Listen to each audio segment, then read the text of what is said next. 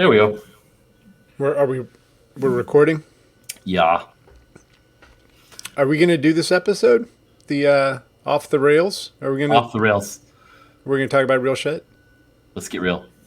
I didn't prepare. Me neither. So, but I do have one question. Okay. Are we going to protect the names of the innocent? Or was anybody innocent?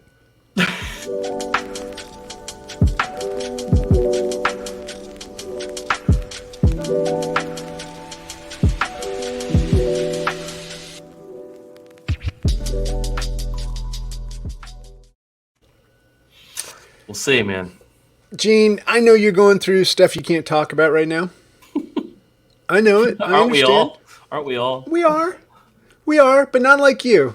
Oh. I think you're in a world of shit, and we shouldn't talk about it. It's not that bad.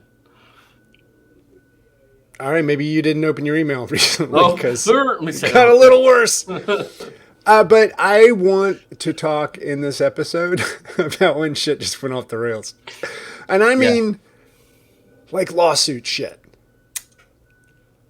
I remember going to Hash Rocket, which I think still exists, and having a conversation with somebody over there. I'm already naming things. We said we're going to protect the innocent. This is not innocent. No. But I had a call from somebody that wanted to talk. We were working with them. We were doing some branding stuff, some other things. And they asked me the question, how do you deal with it when people sue you? We're having lunch. That's the question. How do you deal with it when people sue you? And I said, Well, we don't get sued. mm-hmm. We didn't have contracts. We didn't have any of that stuff, right? Mm-hmm. I mean, it's that whole, are you a grown-up company or not? Or, you know, and I guess we weren't, but we kept our word. We did what we said. Also, most of our projects were small. So I figured they were like $10,000 or whatever or less. So I don't think there was really enough in it for people. But this company was building much bigger stuff. You can kind of work your way out of a $10,000 problem. Yeah, you can give the money back. Yeah. Well, you know, but so I just remember getting that question, and then maybe a year later, or even more than that, I'm at the first Bureau event, the first owner camp, and I remember Gabe Levine, who's one of my best friends today, who's a lawyer for the web, for the whole web. He's the lawyer for the web. Kinda. At Matchstick, he kind of is, and he just said, "We need to talk because you're gonna get." For those of you listening at home, I mouthed a word that starts with an F and ends with an ED. Okay. You got it? Yeah, I got it. I follow. You've been through it. I know. Yeah. I remember one of the first times we ever got into a serious situation, you and me. Together. And we were on opposite sides of it. And you told me when we were going through all that you had been sued as a sub of a sub of a sub or something. Yeah. We had been engaged in a company in Dallas, Texas. It was a grocery store chain. And we were engaged by the CEO of the chain. And he got sued personally as the CEO of this company for making some errors. And what happened was the ownership group sued him and every single contractor he'd ever worked with. On that project or just all of them? In the history of the grocery store chain. Oh, it was like 110 different companies got sued. And so what they did is they subpoenaed everyone and went through everything. And in any case that they found something that was like potentially something, they proceeded to act on it and chase you in court, which they thought we were up to something. It was like, man, we did what we were contracted to do. It was done. They thought you were up to something?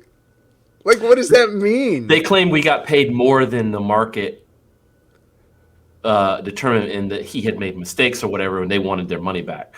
And it was like, dude, we made a website for a grocery store chain. It's like the size of most people might know in the Southeast, whatever, Publix. I mean, it's pretty big. It was like the entire state of Texas. And no offense, but knowing you did not charge more than going rate. That's right. We didn't. Yeah, it was like, what? I mean, so anyway, we were stupid and we defended it. Went to court. spent about $80,000, which was all the money that we made from the project to fight it because we were, young and scrappy and stupid and just were like, screw these guys, Yeah. they're fighting us, so we're gonna prove we're right. Well, first of all, good for you, because that's about 4 times more than I thought you charged them. Well, it should have probably been 4 times more than that, but But so so the judge threw it out, and we were like, yay, we kind of won. but you had to spend all still that spend it. money. Yeah. What alternative did you have to defending it though? Because you said we were stupid and we defended it. Well, I mean, it's a lawsuit, right? So you could always capitulate. Okay, don't make me look up words. Give them their money back, or go out of business, liquidate your business, whatever they want, But we were not having any of that. We wanted to prove that we didn't do anything wrong. We wanted to prove it in court. And between, I'm in South Carolina, so between flying constantly from South Carolina to Dallas, hiring a firm in Dallas, and I mean the ownership group was like, they're millionaires, right? So they had lawyers on staff and everything, and we had to compete. Were at they that level. bored? They were suing about 100 different companies. So I guess it was just easier to throw you in the mix with the company they gave a few million to. They sued the Dallas Cowboys. Well, okay, now you're making me like them. We were like, what? Why did they sue the Dallas Cowboys? I don't know the exact reasoning. I think it was the company had a season ticket box or 2 or whatever, and they would use it to get deals in their grocery stores. I mean, it's like salesman's shit. I don't know. Oh yeah. No. So- We used to get invited to go. If we had a legal firm or financial firm or whoever we were working with, they would invite us to go up there and then hope that we would charge them less. Yeah, they're claiming the CEO misused it or something. I don't know. Yeah, whatever. It was like. And how do you become privy to this? Well, I was in the deposition. We actually got invited to go. All of the companies that got sued were in the same deposition? Well, no, sorry, I misstated that. So we were deposed. Play back the tape. Yeah, and one of the trips I made to Dallas, they invited us to go that evening to dinner and to a Dallas football game, and we went. We were like, gotcha. I don't know, maybe this is what we do, and we just went. I mean, it wasn't like we were getting. Fuck, I don't know. It's what you do. If your client, you got hired by a client, and they're like, "Come to a Dallas Cowboys." You don't say no. I don't want to go to jail. Well, you go. Yeah. I don't want to get sued for you taking me out to dinner or taking me to a football game or who taking me to Paris for a little whatever. We were like, cool, they're treating us right. Little did we know, 8 months later, they're like, why'd you go to that? We're like, well, I thought that's what you did. It's because we were invited and it sounded like fun. Yeah. Why did you marry your wife? Actually, that's a question we all have. Yeah. Not for you, Gene, for the judge. I was talking to the judge. We know why you married your lovely wife. So, just dumb shit like that. So that's what made us mad, and we defended it. So we spent.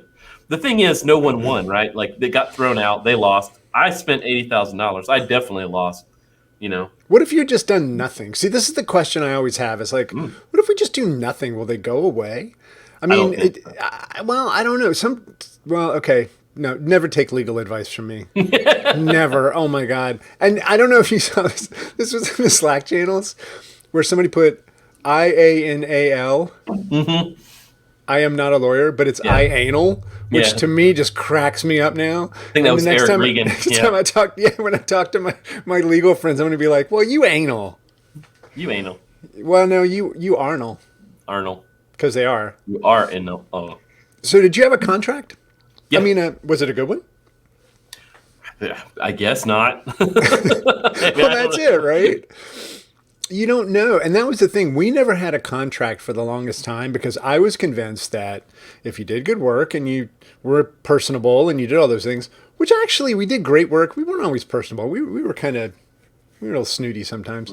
But we never, for like 10 years, ever had any problem.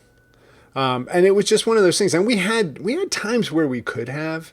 Yeah. Like there was this thing we called Black Monday where one of the developers deleted an entire donation site. Woo. And the donations were just pledged. So they were then going to be followed up on. We lost all record of what had to have been over $100,000. The thing had been running for a few days. And I just remember Yeah. calling, going, "Sorry," Hmm. and they were just like, We're not liable. "Well, no. I mean, they never really. I mean, this was it was a great program too. It was a really well Mhm. done anti hate program in schools." And whatever, that one sucked, Yeah. but we just owned it, and everybody seemed cool. Yeah. And I mean, there were other times where things just totally went off the rails, and we were at fault, and nobody ever did anything. So spin us a yarn. Well, I mean, the one that happened was totally unseen. We did not see this coming, and I mean, we had turned down projects because once we did get a contract and people would fight on it, Gabe would be like, turn that down unless you really want it and really need it, but the liability's there. And so this was a client we'd been working with before we met with Gabe, and he kind of looked over our stuff. So it was kind of like he kind of gave a little bit of a Hmm. blessing to the way things were, but they were already agreements that had been signed. Right. So going back and redoing them was going to be a Hmm. nightmare. But we had basically made some money, and I told the team they could create their own product. I said, "Y'all want your own product? Let's do it." And so they created a product. It was marginally successful. It didn't make a ton of money, but a few thousand people wanted to use it and this kind of stuff. And then one day, I get an email from this client saying that we created it using intelligence that we had acquired from working on their product, and that they felt that Ruh-roh. what we launched was actually what they should have launched, and all these things. And here's the thing, they were night and day. Like, they were totally different. I actually didn't even want the damn thing because we launched it and we got some marketing push and people started to realize, oh, they can build products. And so, we were getting that. But I remember calling Gabe, and he was just like, I'm looking at it. I don't see anything here. And he wasn't looking at the product. He was looking at the contract. And he said, Right. I think you're fine. And I remember I was like, well, you get nervous, Hmm. right? It doesn't matter. I mean, it doesn't matter how ironclad your contract is. It doesn't matter how, I mean, much not at fault you are. Like, if you're Right. totally in the clear, Hmm. unless you just have some sort of a different level of being a human than I've ever met, you still question, did we do something wrong? You still worry that you're going to lose everything. Hmm. And so I remember I called the guy. He wouldn't take my call. Mm. And I just started going, I don't know what's going on with this. And I remember reaching out via email saying, look, none of what you think happened, but I will gladly give you the product. You can have it. I'll give it to you right now. If you think it's so great and you think it's what you need, we'll rebrand it. We'll do whatever it Right. is. You can have the exact thing, no cost, if that's what you think. And the team had probably, I mean, if I were to look at it from salaries and all that, it was $100,000 in that thing. Hmm. I mean, they put stuff in there, and it was a lot of time. Hmm. And I was told that wasn't the point. So then you start to realize, all right, there's definitely something else going on here. But Hmm. I mean, I remember the other thing was we had legal insurance, right? So you have errors and omissions insurance, you Oh, have right. Oh, see, I had that that type too. stuff. But so That's pissed me off. We had errors and omissions, and so ultimately they declined supporting our case. They didn't pay for it because they said it wasn't a result of anything we did. I was like, but we have errors and omissions. Doesn't that cover all well, the see, shit that we didn't do? And they were like, no. and that's it, right? What It's the fuck? I remember again talking to Gabe, and I was like, "Hey, should I contact the Hartford? Because that was the company, right?" And Ours too. That's who we use. I think that's the only company you can get I think so. if you're a web shop. I mean, I'm sure it's different now, but like when you go back to whatever it was, Yes, 2010. this was like 10 years ago. Oh my God, right? It was like that was the shit. It was even after that. It was after 2012, and I just remember Gabe said, if you invoke the Hartford, they're going to release 4 or 5 lawyers, and I just want to make sure that I still get to be involved because I understand nuances and they don't. They don't get digital. They don't Right. understand it's going to Right. involve a third party this or, it's going to be user flows or whatever it might be. And so I remember I contacted the Hartford and I said, I don't know if I need you, but I might. And even doing that felt like I'd made a mistake because now my rates were going up Yeah. because I just said I might. You could just feel it. And then before all of that, and this was the biggest lesson I think I ever learned, and I really owe this to Gabe, was that you have to respond in an appropriate time frame, not right away. And you know what? 24 to 48 hours It's too soon. it can be appropriate, right? Right away is too soon. Oh, I got you. 5 days later may be too late. I mean, it depends on the intensity or whatever. But eventually it just disappeared. I think this guy was just having a really bad day. He didn't like decisions he had made. I don't know. And he wanted to hurt somebody. And I will say this. He said some nasty shit. Like, I mean, your family type stuff. What? I know, right? And so the whole time I'm like sitting there trying to be cool. And also, I wanted to help him. I mean, that was, I think that's been the biggest, probably, this could sound like downfall of my career, but I legitimately wanted to know what I could do to help that individual so that they wouldn't be freaked out. But yeah, so that's the yarn. And it was one of those crazy things. I mean, I still don't really understand, except that, sometimes ideas realized don't do what somebody who's invested in them think. And they want to blame somebody.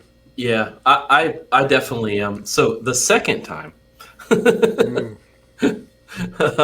we got in trouble, we definitely fucked up. We didn't do a great job on the project, but this was just recently in the Slack channel, and I responded. Someone asked a question about they were getting involved with a company that wanted to hire them to do a code quality check or something on a third party. And I was like, don't fucking do it. Run for because the I will tell you hills. that's probably a pattern. And that before you know it, somebody else is going to be doing a code check on your quality. Because that's what happened to us. We got hired by this company, this lady in a company. She was by herself. She's like a very wealthy individual, owns a company. She wanted to build this web application, and it started by her asking us to review the work of someone else. And I was very careful not to just be like, well, they suck. We were like, we would not do the things they did because one, we're a different company, but also, things are done a little differently, et cetera, et cetera. We didn't throw them under the bus, but anyway, she was like, cool. And then we had heard that, she was fighting with them to get some money back or whatever. And we went ahead and worked with her. And sure enough, about 6 months later, we found ourselves in the same situation. Somebody was doing this code audit on us. She had hired this forensic GitHub person, which I don't know if you ever heard of forensic GitHub research, but it's a thing. Okay, I believe you. They will. This dude looked at the hours that we claimed that we had submitted that we worked and compared it to our GitHub commits and was like, goodness. they don't match up. And we were like, well, that's not how it works. But whatever. I mean, it was ridiculously crazy. But there were, extenuating circumstances. They were not the easiest client to work with. Kept changing their mind over. And it was like we were finally like, we can't keep up with you changing your mind so much. You know, you started off as like they're trying to throw you for a curve, right? I think so. And we could never like get done because they kept changing stuff, but they kept like wanting the same deadline, and we were like, you've changed it 9 times. You have to also change the deadline. But whatever, we didn't do the greatest job at first, but, whatever. And we were threatened with a lawsuit. Now, what we did was we dealt with it. I had gone through some stuff, with you and a different story. But one of the things that Gabe taught me through that was just ask them what they want. Mm-hmm. And not try to guess, right? If you're playing the game of like, well, you're trying to be like strategic military genius and figuring out what their motivation, just ask them. Yeah. And so that's what we did. And what will it take to make this go away? What are you looking for as the end result here? Yeah. And, they were like, well, we just want this much. And we were like, well, we can't give you that, but you have these 4 projects. We'll just finish those. And we just did that and never heard from them again. They signed off on the easier things, and we just did the work. I mean, it was probably 300 hours worth of work, but we just did it. And because I knew that I had experience before in that even if you go to court and even if it gets thrown out, you still lose money. Yeah. Right? No one wins but the lawyers. Sorry, Gabe. No one wins in a lawsuit but the lawyers. Hey, my dad was a psychologist, and every time somebody did something ridiculous that ended up on TV, he'd be like, "That's job security, kids." I mean, it's real. I mean, and it sucks that we, again, sorry, Gabe, need lawyers. But sorry, Josh, but we do. Sorry, Matchstick. We still love you, and we need good ones, right? And that's the thing. It's so. You know about this. I went through a situation where I was looking to sell engine and got connected up with somebody, and we were going through the process and doing all these types of things. And then I find out later they've been, making promises to clients. They have been taking deposits, not doing the work. The team hasn't been able to do the work, all these types of things. So that when I finally get to the point where we're like getting that person out, I had 4 clients that wanted their money back. The money was gone. Yeah, you spent that on payroll. Yeah, the money was gone. And I had to use the line of credit. I used the line of credit to make payroll, which is the thing you never do. You never use line of credit for payroll. That's just like, that is the chasm that you do not cross. That's a big one. And I definitely Evel Knieveled halfway across the snake, baby. It was not. I don't even know if he made that jump, but you know what I'm saying. And so it was this thing where I remember I had been painted to be this horrible human that had stolen this money, that had been the one that told all the lies. And I remember talking with them saying, look, I want to help you out. I'm trying not to get into a legal situation here. How can we, I can take the code that we have. I can look at fixing that up. And they were all like, no, we don't want anything. And that person was trying to keep these different clients as clients and basically throw me and Engine under the bus. And the money that we would have gotten would have ended up going back to this person. And so it was like one of these things where you're just like, oh my God. But I still remember what Gabe said, the advice. This should be the Gabe episode. But he basically said to me, do you want to just get through this and get out as unscathed as you can? Or is there some level of retribution that you're looking for in all of this? And I said, well, what's the difference?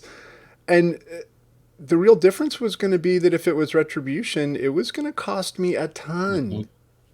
And if it was just try to be the good person that I think I am in business for the most part, and get out, that it was going to be, okay, well, we've just got to really be a little tougher on the negotiating. And, it's funny because there are even some people in the community now, the bureau community, who were part of that whole thing. And I mean, the way that everything went, I wouldn't have trusted me.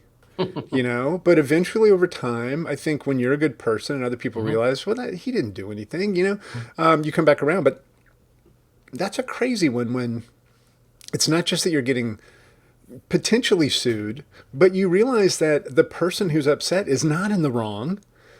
They've had something else that's been kind of given to them as the lay of the land. This is what happened. And then you have to figure it out. Yeah. Holy shit, man. That was a frustrating time, but we got through it.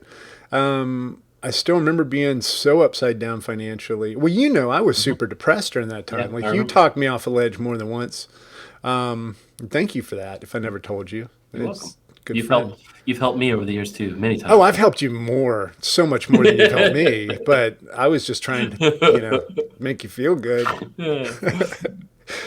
Oh, man. But then we do have, I know we're kind of coming up on our normal time frame for what we do here, but we do have that time that you and I had to stare each other down. You want to talk about that? I don't want to go into extreme detail. Yeah, okay.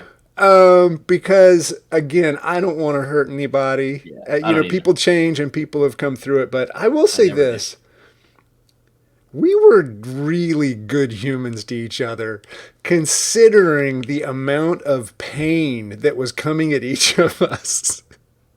You had this entire conference that you had built that was so popular and I would hope profitable. You never It know with was, yeah. events. Yeah. You have all that kind of stuff. And suddenly it's all kind of at risk. Oh, it's yeah, And me, I've got my company and yeah, my company was or wasn't involved. It's like there was this whole gray yeah. area How does that work? because, well, right, because yeah, and again, not without getting into detail. I think the thing that allowed me Well, what to, cinched it was an employee and then one of the conference's sponsors. So I mean, yeah, if anybody listens, like, and a what the fuck are these speaker. guys talking about? And a speaker. So So you had hired like, them. it was like all, You hired them, but they worked for me. and the sponsor was there, and there was a person from the Yeah, sponsor company. yeah. So All it's just fucking, what the fuck? all intertwined. But the thing that I'll say is that we disagreed on some points, Hmm. and we did it respectfully. And I'll tell you what, I fell in love with you then, man, because it was one of those things where it was like, okay, it felt like a zero sum game. Hmm. Like one of us was going to win and one of us was going to lose. But at the Felt end like of it, it was nothing really. I mean, yeah, yeah. there was some residual, but just again, not I don't want to drudge up anybody's bad stuff, but there was something great that came out of that where we handled it. We worked together Hmm. to get through it. Hmm.